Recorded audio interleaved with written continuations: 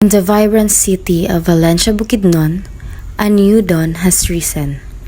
The new farmers market at Ginuyuran Road is more than just a market. It's a symbol of progress, sustainability, and community. To support local farmers and boost the city's economy, the city government built this modern market. It's more than just a place to shop. It's a hub for fresh, local produce. By providing a better market, the city aims to improve the lives of its people and encourage healthier eating habits.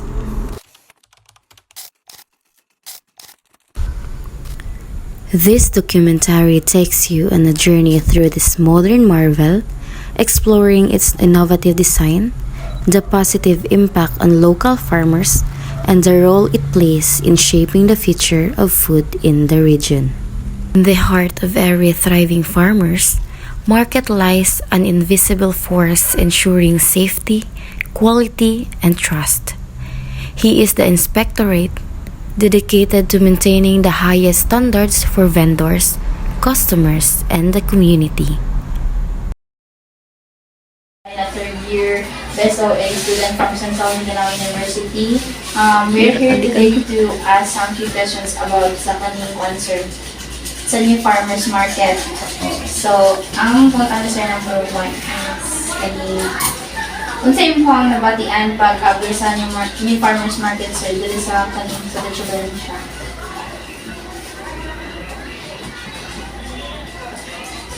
So, pag di man yun kompleto pa doon, mga naging kompleto na.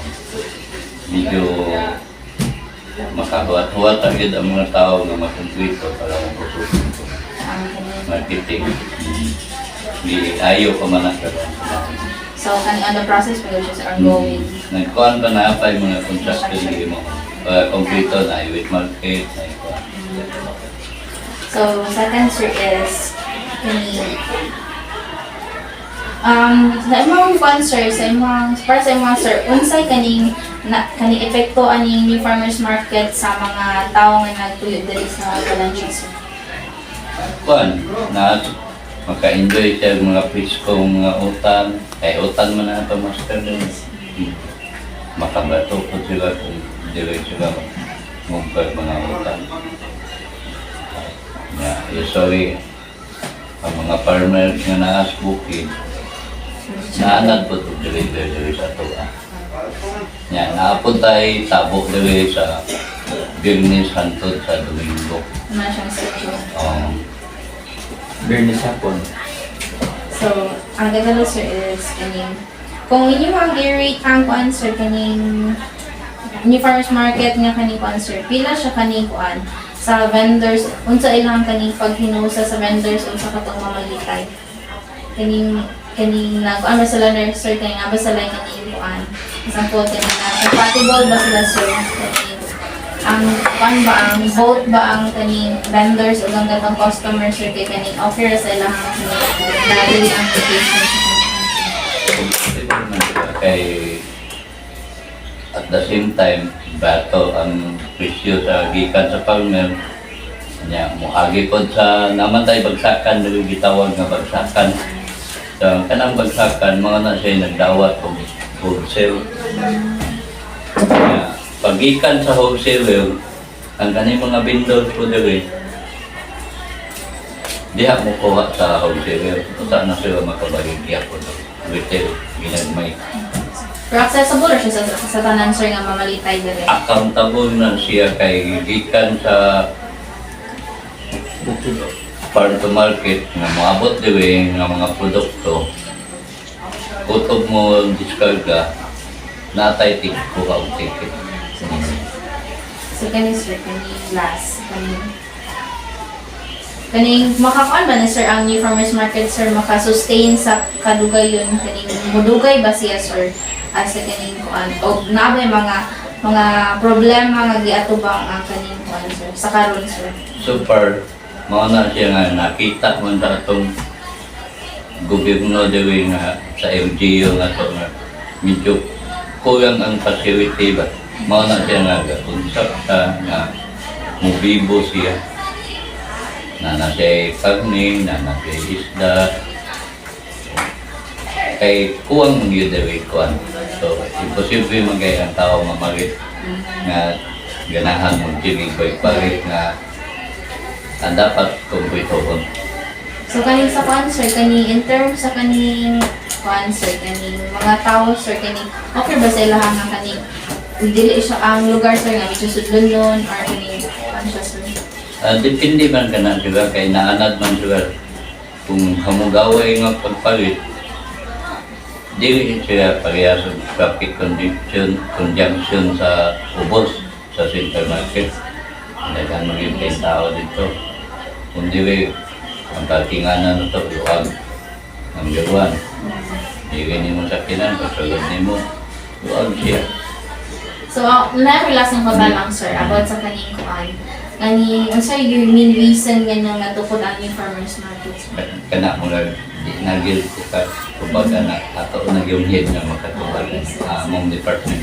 Sige sir, thank you kayo sir sa pagtubag sa ang question sir. Okay.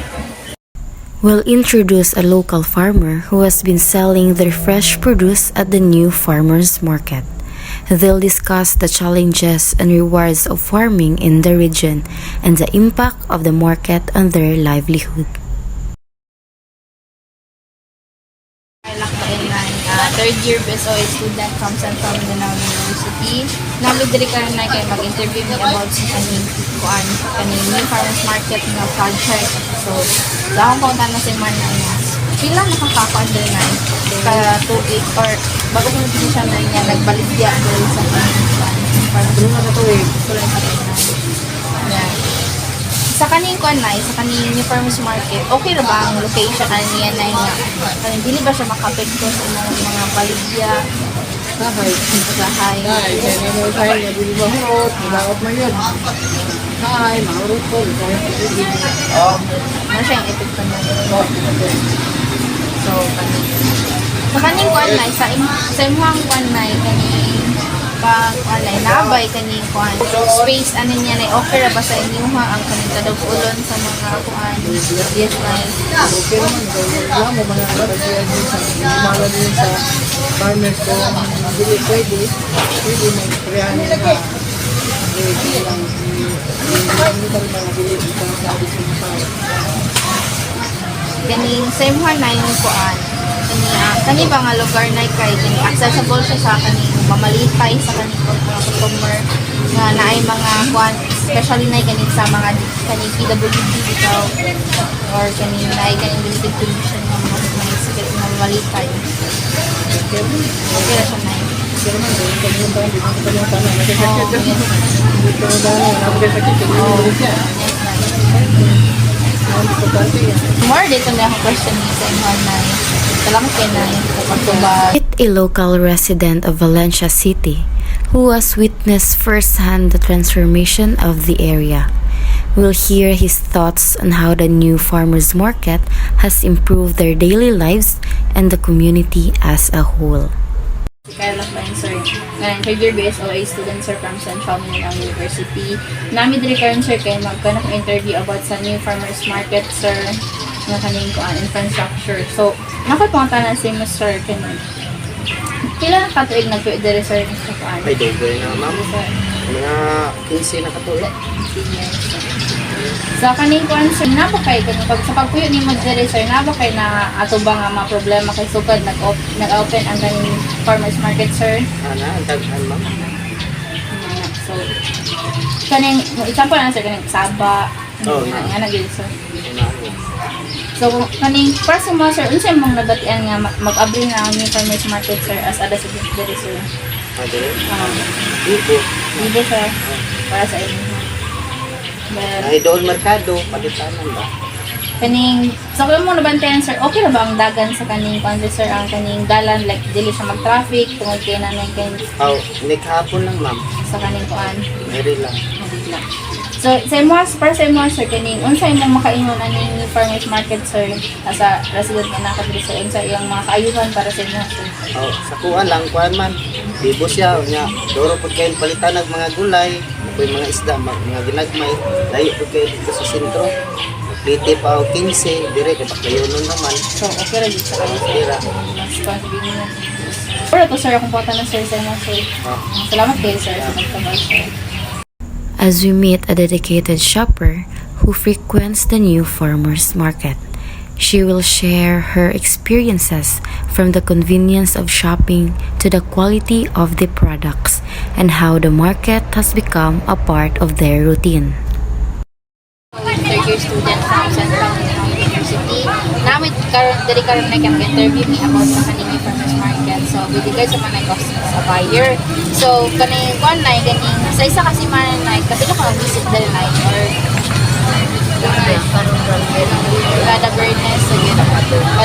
Sa one night, kapila ka sa kanini pag-visit dahil sa farmers market night. Kada birdness lang ang visit dahil sa kaning kuan night, sa imo ang kuan night, kaning unsa imo makaingon kaning sa diri nga yung farmers market na market kung sa daan niya katong market night. So, sa ilang kalpitan. Layo man bayad pa.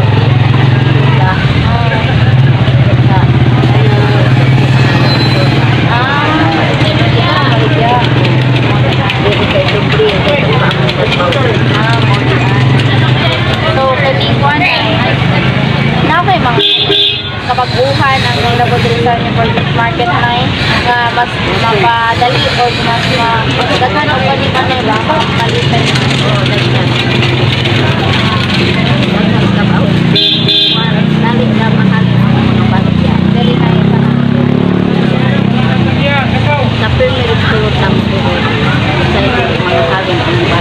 Dali na yun nawala ang baligya.